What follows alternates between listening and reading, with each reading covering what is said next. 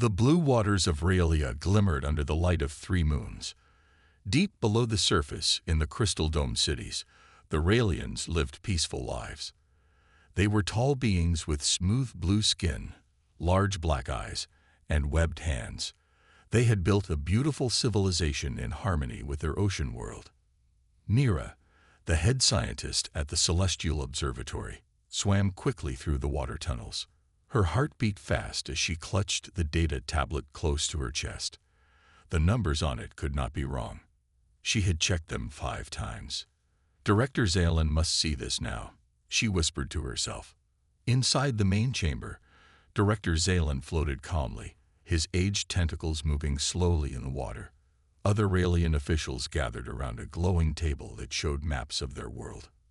Director, Mira said, trying to keep her voice steady, we have detected something approaching our planet. She placed her tablet on the table. The screen showed a large rock hurtling through space directly toward Raylia. An asteroid, she explained, bigger than any we have seen before. Our calculations show it will hit Raylia in 3 cycles. The room fell silent. Everyone knew what this meant.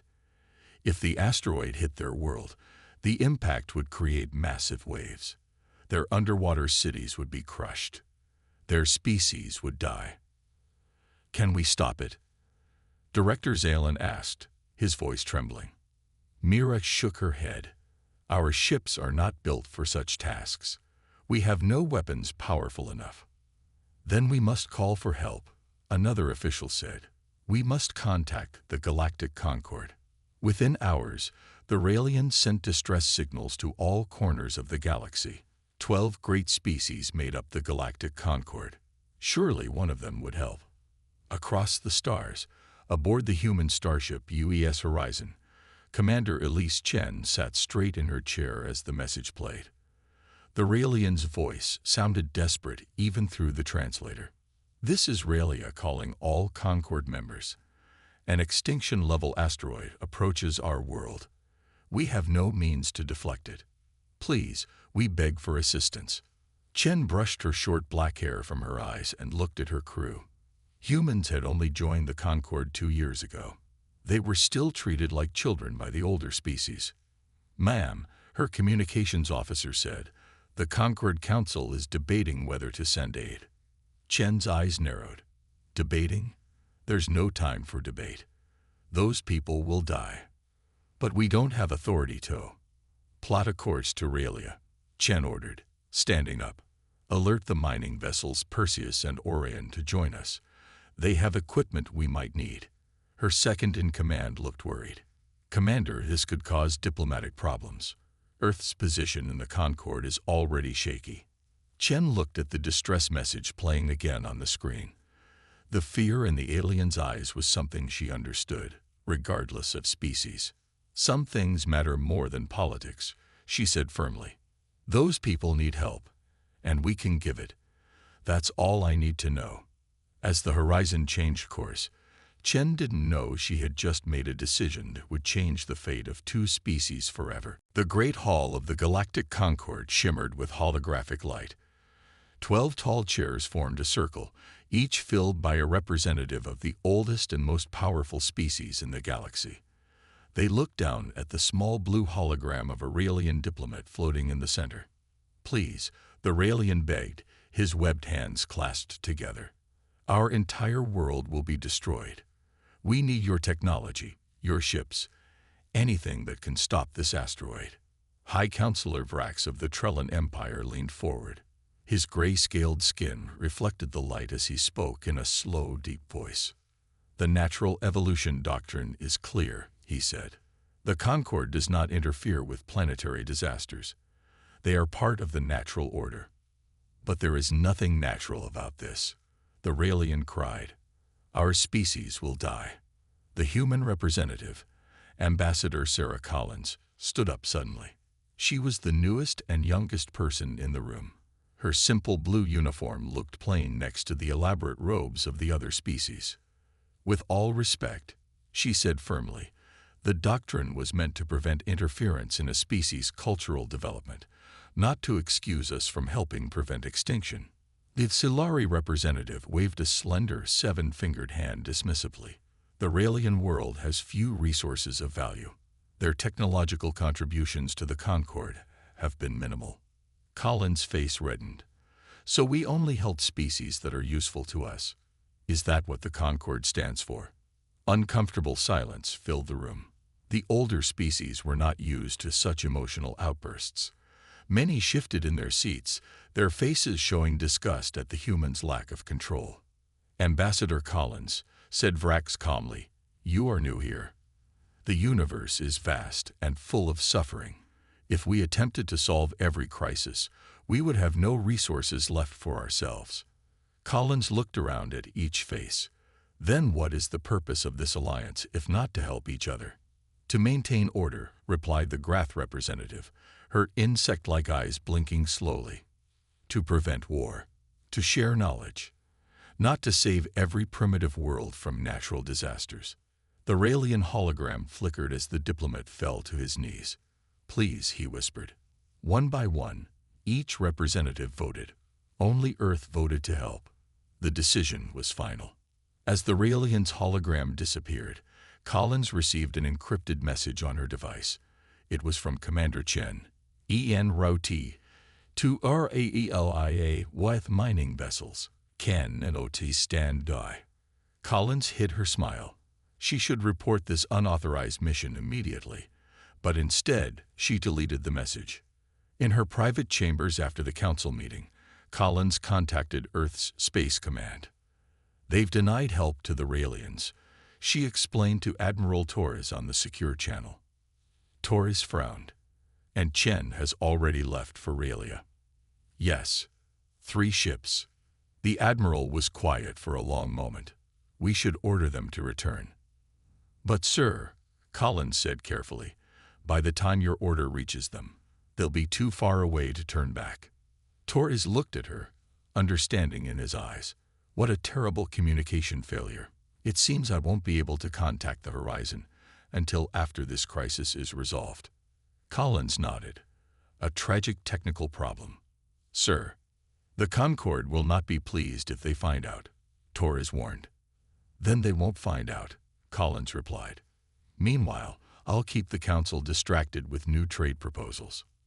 As the call ended, Collins looked out at the stars.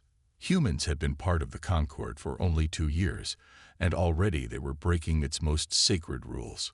Sometimes, she whispered to herself, doing the right thing means breaking the wrong rules. The UES Horizon sped through space, flanked by 2 larger ships. The Perseus and Orion were mining vessels, not warships.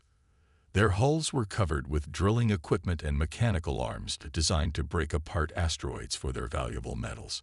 Now, Commander Chen hoped they could use those same tools to save a planet. In the Horizon's meeting room, Chen stood before her crew and the captains of the other 2 ships. A hologram of the asteroid spun slowly above the table. This is what we're up against, she said, pointing to the massive rock. It's nearly 2 kilometers wide. If it hits Raelia, the oceans will boil, and the underwater cities will be crushed. Captain Rodriguez of the Perseus frowned. Our ships weren't built for this kind of mission. No, Chen agreed, but we're all the Raelians have. The Concord has refused to help.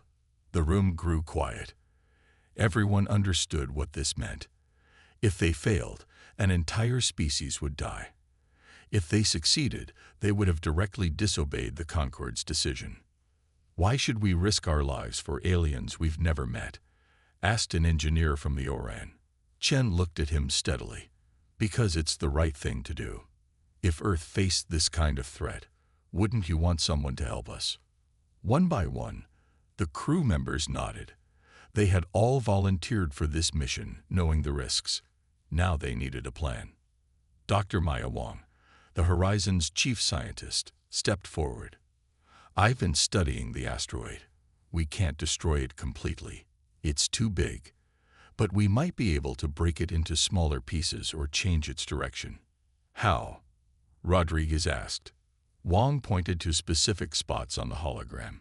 If we place fusion charges here, and here, we could split it apart. The fragments would either miss Raelia completely or be small enough to burn up in the atmosphere. "We don't have enough fusion charges for something this size," Chen said. Captain Lawson of the Orion spoke up. "But the Raelians might have explosives we could use, or materials we could convert." Chen nodded. "Then that's our plan. We arrive, work with the Raelians to build what we need, and place the charges. We have 2 weeks before impact." As the meeting ended, Chen's communications officer approached her. "Commander, I've received a message from Admiral Torres." Chen felt her stomach tighten. This would be the order to return to Earth. The message says, "Due to technical difficulties, we will be unable to communicate with your vessels for the next 3 weeks. Proceed as you see fit." Chen couldn't help but smile. Torres was giving them permission without officially giving permission. "Send a reply," she said. "Tell him we're experiencing similar difficulties." As the 3 human ships approached Raelia, they picked up a strange signal. A massive Raelian vessel was rising from the ocean into orbit. The face of Director Zalen appeared on Chen's screen. His large black eyes showed surprise. "Humans? The Concorde sent humans to help us."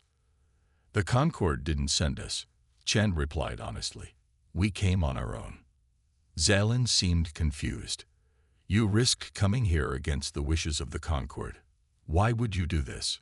Chen thought for a moment before answering. "Because no one should face the end alone." For the first time since they received the distress call, Chen felt they might actually succeed. Not because they had the right technology or the perfect plan, but because they had something the Concorde had forgotten: the will to try against impossible odds. The human ships docked with the Raelian vessel, a beautiful structure that looked like a giant seashell made of blue-green metal. Commander Chen led a small team inside, where they were greeted by Director Zalen and a group of nervous Raelian officials. "Welcome to the Star Shell," Zalen said, bowing slightly. His webbed hands moved gracefully as he spoke. "We expected the Makari or the Xulari to come. Their ships are the largest in the Concorde." "They're not coming," Chen said simply. "But we are here now, and we need to work quickly." The Raelians led them to a large room filled with star maps and holographic displays. Dr. Wong immediately went to work, connecting her equipment to the Raelian computers. "This can't be right," she said after a few minutes, her face pale. "The asteroid is much larger than we thought. Almost 3 kilometers wide, not 2. Chen felt her heart sink. "Can we still break it apart?" Wong shook her head. "Not with the explosives we have. We would need at least 10 times more power." A young Raelian scientist stepped forward. She was smaller than the others, with brighter blue skin and curious eyes. "I am Vala, Chief Engineer," she introduced herself. "Our planet has great energy sources deep in the oceans. We could help build what you need." For the next 3 days, humans and Raelians worked together without rest. The Raelians were brilliant with energy technology, but had never thought to use it as a weapon or explosive.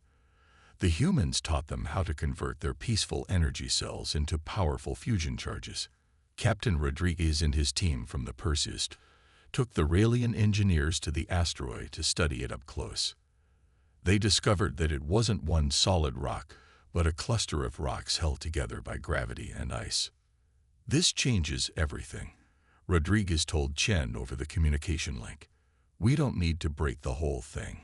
We just need to place charges at these connection points to separate the cluster." But there was a problem. The charges would have to be placed manually. No automated system could adapt to the asteroid's unusual structure. "Someone will have to fly right up to it and place each charge by hand," Rodriguez explained. "It's incredibly dangerous." When Chen called for volunteers, every human stepped forward. The Raelians watched in confusion. "Why would you risk your lives?" Vala asked engineer Mike Foster, who was preparing his spacesuit. "You don't even know us." Foster smiled as he checked his oxygen tank. "That's just what humans do." Time was running out. With only 5 days left before impact, the first team launched toward the asteroid in small shuttlecrafts. Chen watched from the command center with Vala beside her. "Your people are strange," Vala said. "In all our history, no Raelian would volunteer for a mission that might kill them." "It's not strange to us," Chen replied.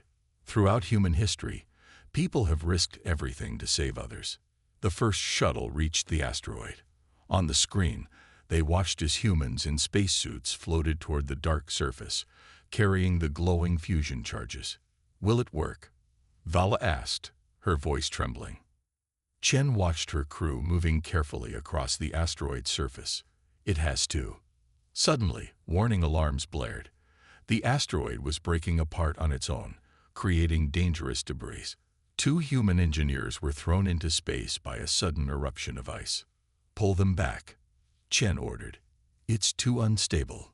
But it was too late. The countdown had already begun on the first charges. The rescue ships raced toward the 2 floating engineers. Everyone in the command center held their breath as Captain Rodriguez's voice crackled over the radio. "We've got Thompson. Still looking for Foster." Engineer Mike Foster tumbled through space, his oxygen alarm beeping in his helmet. The asteroid had thrown him far from the worksite. As his vision began to blur, he saw a small shuttle approaching. Raelian hands pulled him inside just before he lost consciousness. Back on the star shell, Foster woke up in the medical bay. Vala sat beside his bed, studying him with curious eyes. "You almost died," she said simply. "Why did you keep working when the ice started breaking?" Foster sat up slowly, wincing from his injuries. "The charge had to be placed exactly right. If I had left, all our work would have failed." Vala tilted her head. "But you would have been safe, and your whole world would be doomed," Foster replied. "That's not a trade I could live with." Over the next few days, as the teams regrouped and continued placing charges on the more stable parts of the asteroid, Vala spent much time with the humans. She ate meals with them, watched their training sessions, and asked endless questions.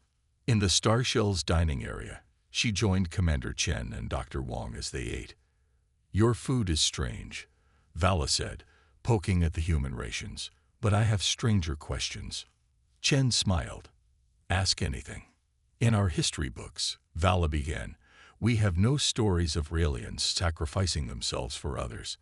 Our greatest heroes were those who made amazing discoveries or created beautiful art. But they never risked death." "Different species, different values," Wong suggested. "But why?" Vala pressed. "Why do humans value this courage so much?" Chen thought for a moment. "Maybe because we've always lived with danger. Earth has storms, volcanoes, earthquakes. Throughout our history, we survived by helping each other." "You evolved courage," Vala said, understanding dawning in her eyes. "We evolved together," Chen corrected. "No human succeeds alone." That night, Vala showed the humans a special room deep in the star shell. It was filled with water where holograms of Raelian history played on the walls. The humans floated in special breathing suits, watching the beautiful images of underwater cities and peaceful scientific advancement. "For thousands of years, we lived without war or major disasters," Vala explained. "We never needed heroes who would die for others." Foster, still bandaged from his injuries, floated beside her. "Different paths to the stars," he said. "But we both made it." Vala touched his bandages gently. "Today, I showed my people videos of you continuing to work even as the ice broke apart. They watched humans risking death to save strangers. This is new thinking for us." Director Zalen joined them, his old eyes looking at the humans with new respect. "Our scientists have studied your charges," he said to Chen. "We believe they will work, but the final charge must be placed in the center of the asteroid cluster. It is the most dangerous position." "I'll do it," Chen said without hesitation. "No," Zalen replied. "I will go with your team. It is time Raelians learned about courage." As they left the history room, a message came through from the lookout ships. Another vessel was approaching. Not human, not Raelian. It bore the symbol of the Galactic Concorde. The Concorde ship was elegant and powerful, shaped like a silver arrow. It dwarfed both the human vessels and the Raelian star shell. As it approached, Commander Chen called an emergency meeting. "They're here to stop us," she said to her officers and the Raelian leaders. The Concorde made its decision. "They won't let us change it." "But we're saving lives," Foster protested. "Surely they can't object to that." Director Zalen shook his head sadly. "The Concorde has strict rules. Breaking them has consequences." A message appeared on the main screen. A tall, thin alien with gray skin and 6 eyes looked down at them. "High Counselor Vrax of the Trellan Empire." "Commander Chen," he said coldly, "you have violated Concorde law by interfering with natural planetary events." Chen stepped forward. "With respect, Counselor, we're preventing the extinction of an intelligent species. There's nothing natural about that." Nevertheless, Vrax continued, "Your actions are unauthorized. However, we have not come to stop you. We are here to observe." Chen didn't trust his words. Something felt wrong. The Concorde ship sent a small shuttle to dock with the star shell. 3 aliens emerged, a Trellan scientist, a Tsulari diplomat, and a Grath security officer. They claimed they were there to document the event for scientific records. "We must know exactly what technology you are using," the Trellan scientist said, examining the fusion charges. "For our report, of course." Vala was assigned to guide the visitors. She showed them the command center and the workshops where humans and Raelians built the charges together. The visitors watched everything with cold, calculating eyes. That night, as the final preparations were being made, Vala couldn't sleep. Something about the visitors bothered her. She decided to check on the storage room, where the remaining fusion charges were kept. As she approached, she heard voices. Peeking around the corner, she saw the 3 Concorde representatives huddled over one of the charges. The Trellan was doing something to its timing mechanism. "If these charges detonate too early," he whispered, "the mission will fail." "And if they blame us?" the Tsulari asked nervously. "They can't prove anything," the Grath replied. "It will look like human error." Vala gasped, forgetting to stay quiet. The 3 aliens turned toward her. The Grath pulled out a small weapon. "Stop!" Foster's voice rang out. He had been checking the equipment nearby and heard everything. He rushed forward to protect Vala. The Grath fired. The energy blast hit Foster in the chest. He fell to the ground as Vala screamed for help.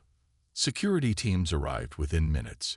The Concorde representatives were detained, and Foster was rushed to the medical bay. Chen stood over his badly wounded body, her face tight with anger. "Why would they do this?"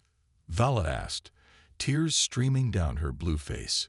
"Why sabotage our mission?" Chen looked at the medical scanner showing Foster's fading life signs. "Because they're afraid." "Of the asteroid?" Zalen asked. "No," Chen said quietly. "They're afraid of us, humans. We've only been in space for a few decades, while they've had thousands of years. Yet we're already challenging their way of doing things." Foster's eyes flickered open. "Did we stop them?" he whispered. "Yes," Chen said, holding his hand. "The charges are safe." Foster smiled weakly. "Good. Promise me you'll finish the mission." "We will," Chen vowed. Together. As medical teams fought to save Foster's life, a message came from the asteroid team. They were ready for the final phase. It was time for the most dangerous part of the mission. The medical bay was quiet except for the soft beeping of machines keeping Foster alive. Dr. Wong looked up as Commander Chen entered. "How is he?" Chen asked. Wong shook her head sadly. "The energy weapon damaged his heart. We don't have the right equipment to save him." Vala sat beside Foster's bed, holding his hand. She hadn't left his side for hours. "He saved my life," she whispered. "Why would he do that for someone he barely knows?" Before Chen could answer, Captain Rodriguez called on the comm system. "Commander, we're ready for the final phase. The charges are in place except for the central one." "I'll be right there," Chen replied. In the command center, The remaining human and Raelian teams gathered around a large hologram of the asteroid. Most of the charges had been placed around the outer sections. Only the central charge remained, the most important one that would split the asteroid into smaller pieces that would miss the planet. The center is unstable, Rodriguez explained. The shuttle's autopilot can't navigate the shifting ice and rock. Someone needs to fly it manually. Everyone knew what this meant. Whoever placed the final charge would have only minutes to escape before all the charges detonated. "I'll do it," Chen said firmly. "I won't ask anyone else to take this risk." Director Zalen stepped forward. "No, Commander. I volunteer." "With respect, Director," Chen replied. "You don't have experience flying our shuttles." "Then teach me," Zalen insisted. "This is my world at stake." Chen looked at the old Raelian's determined face. She understood his need to help save his own people. "There isn't time," she said gently. "The asteroid will hit Raelia in less than 20 hours. We need someone who already knows how to fly these ships." As they argued, the Concord representatives watched from behind a security field. The Trellan scientist spoke up. "You're all going to die anyway," he said coldly. "Even if you break apart the asteroid, the fragments will still hit your world, Zalen. The damage will be enormous. But our people will survive," Zalen replied. "That's what matters." Chen prepared to board the shuttle. Her officers gathered to say goodbye, knowing she might not return. "It's been an honor serving with you all," she said. "If I don't make it back, Captain Rodriguez will take command." As she turned to leave, a weak voice called from the doorway. Foster stood there, supported by Vala, and a medical device keeping him alive.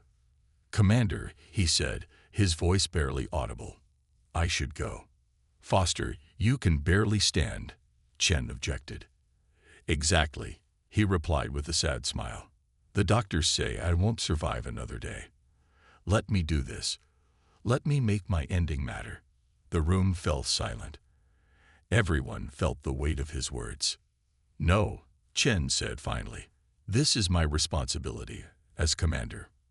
She hugged Foster gently, then walked toward the shuttle bay. As she passed the Concord representatives, she stopped. "Watch carefully," she told them. "This is what humanity stands for." The small shuttle launched from the star shell, carrying Chen toward the massive asteroid.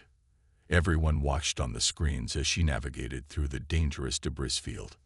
"Almost there," her voice came through the speakers. "I can see the target point." Suddenly, the communications began breaking up. Static filled the channel. "Commander," Rodriguez called. "Commander Chen, do you copy?" There was no answer.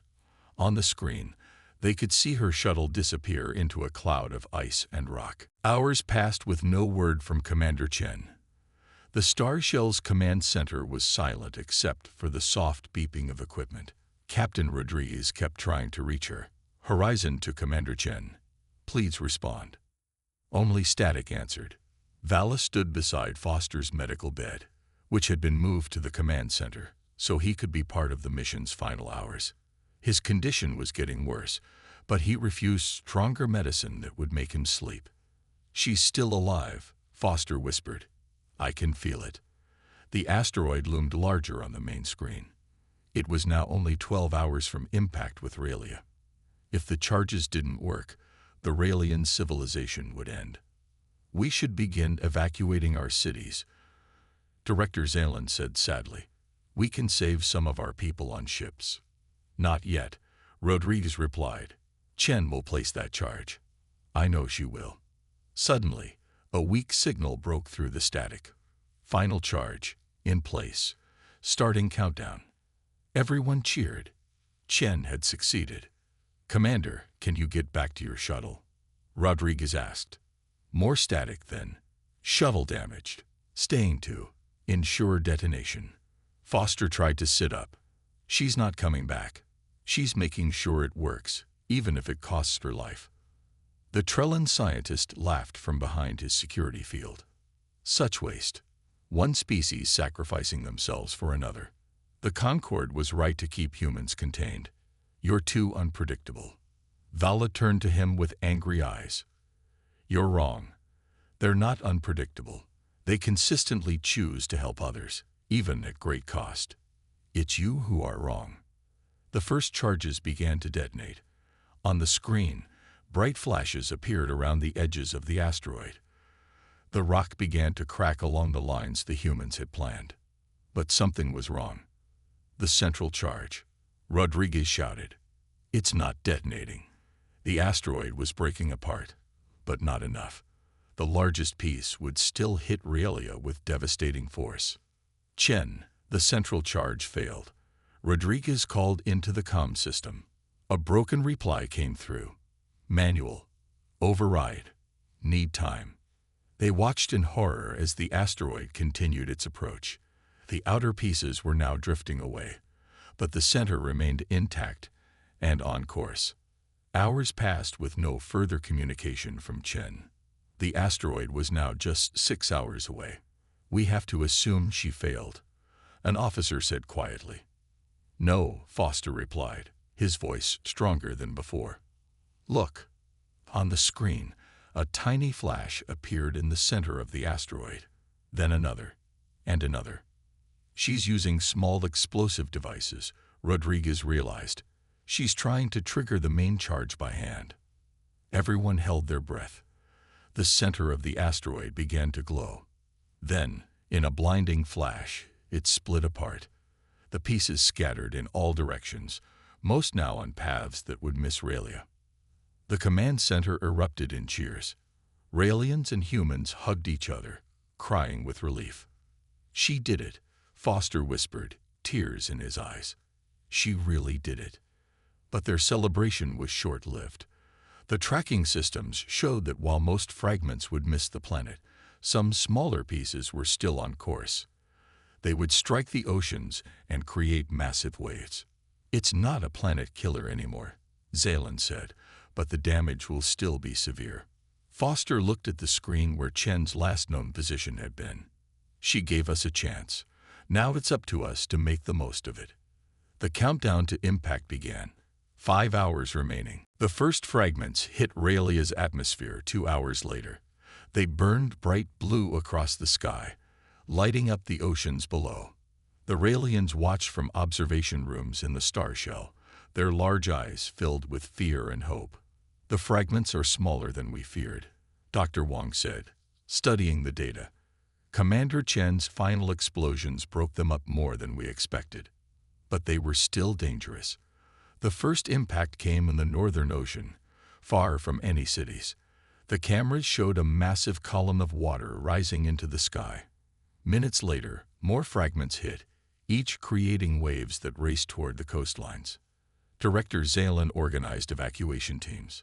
Move everyone from the shallow cities to the deep ocean trenches, he ordered. The waves won't reach as far down. The human ships, Horizon, Perseus, and Orion, offered to help. They flew low over the oceans, using their scanners to track the waves and warn cities in their path. Some crew members even piloted small craft into the water to help with evacuations. Foster watched from his medical bed, now too weak to move. Vela never left his side. Your people are amazing, she told him. They risked their lives again and again. Foster smiled weakly. It's what we do. The Concord representatives had been released from detention to witness the impacts. They stood silently, watching the rescue efforts with cold eyes. You still believe this was wrong? Vala asked them. The Trellan scientist looked uncomfortable. The Concord has existed for 10,000 years. We have rules for a reason. And those rules would have let us die, Vala replied. Remember that. For hours, fragments continued to fall. Some Raelian cities were damaged or destroyed by the waves, but thanks to the evacuations, most people survived. What would have been extinction became merely a disaster. In the Star Shell's command center, Rodriguez received an unexpected signal. Captain, a communications officer called. We're picking up something from the asteroid field. Everyone turned to listen. Through static and interference, they heard a familiar voice. This is Commander Chen, requesting pickup. Cheers erupted throughout the command center. Against all odds, Chen had survived. Her shuttle had been damaged, but she had managed to find shelter in a hollow section of the asteroid as it broke apart. Now she was floating among the debris, running out of oxygen but alive. "Sending rescue ships now," Rodriguez replied, his voice breaking with emotion. "Hold on, Commander." Foster's face lit up at the news. "I told you," he whispered to Vala. "She's too stubborn to die." As the rescue team raced to find Chen, the Concorde ship prepared to leave. The 3 representatives boarded their shuttle, but before they left, the Xilari diplomat approached Zelen. "The Concorde will not be pleased," he said. "Rules were broken. There will be consequences." Zelen stood tall, his old eyes clear and determined. "Then there will be consequences. But my people live, thanks to those who were brave enough to break the wrong rules." The Xilari had no answer for that. As the Concorde ship departed, Foster's condition worsened. The doctor said he had only hours left, but he fought to stay awake, determined to see Chen return safely. "She showed us all what humanity truly is," he told Vala, his voice fading. "Not just technology or power, but the will to help others, no matter the cost." Across Raelia, as cities began to rebuild and people emerged from their shelters, a new story was already being told, one that would change their culture forever. It was the story of the day humans stood by them when no one else would. 6 months after the asteroid, Raelia looked different. Some coastal cities remained damaged, with large sections rebuilding. But the deep ocean cities thrived, and new settlements were growing. Instead of extinction, there was renewal. In the Great Hall of the Galactic Concorde, Director Zelen and Commander Chen stood side by side. Chen walked with a cane now. Her time in the asteroid field had left her with injuries that would never fully heal. But she stood tall as she faced the council. "You violated our most sacred laws," High Counselor Vrax said, his voice echoing in the chamber. "You interfered with planetary events. You ignored the Council's decision." "We saved billions of lives," Chen replied simply. "And inspired rebellion," another counselor added. "3 younger species have now questioned our policies." Ambassador Collins sat in Earth's chair, trying to hide her smile. The humans had known there would be consequences, but they had acted anyway. "For 10,000 years, Vrax continued, the Concorde has maintained order in this galaxy. Now you humans, barely space-capable, think you know better." Zelen stepped forward. "They do know better. When it mattered most, humans were the only ones to stand by us." The room fell silent as Zelen pulled out an official document. "The Raelian people hereby withdraw from the Galactic Concorde," he announced. "We instead propose a new alliance, the Mutual Protection Pact, with humanity and any other species who share our values." Gasps and murmurs filled the chamber. No species had left the Concorde in 3,000 years. "You cannot survive without our protection," the Xilari representative warned. "We already did," Zelen replied. "When real danger came, your protection was worthless." In the back of the hall, Foster sat in a special medical chair. Against all odds, he had survived. Raelian doctors had found a way to repair his heart using their advanced medical technology. Beside him sat Vala, now wearing the uniform of the new alliance. "The Mutual Protection Pact is open to all who wish to join," Chen said to the council. "We don't seek to replace the Concorde. We simply offer an alternative based on mutual aid rather than cold calculation." "This is unprecedented," Vrax sputtered. "So was the asteroid," Chen replied. "When unprecedented threats appear, perhaps unprecedented actions are needed." As they left the chamber, 3 other species representatives followed them. The Mutual Protection Pact would begin with 5 members, small compared to the Concorde's remaining 30, but a start. Back on their ship, Chen looked out at the stars. "Do you think we did the right thing?" she asked Foster. He nodded. "The Concorde has forgotten something important. Rules and order matter, but not as much as helping each other when it truly counts." Vala touched the window. looking at her homeworld shining below. My people have a new saying now. In our time of need, humans were the only ones to stand by us. It's taught to all our children. Director Zalin, his old eyes bright with purpose, joined them. For thousands of years, we developed technology and art, but we never learned courage. You taught us that. Chen smiled. And you taught us that sometimes breaking rules is necessary to do what's right. As their ship pulled away from the Concord station, dozens of messages arrived from other worlds. Younger species interested in the new alliance. Change was spreading across the galaxy, sparked by a single human decision to help when everyone else had turned away. It begins, Foster said quietly. Something new. The stars stretched before them, full of possibility.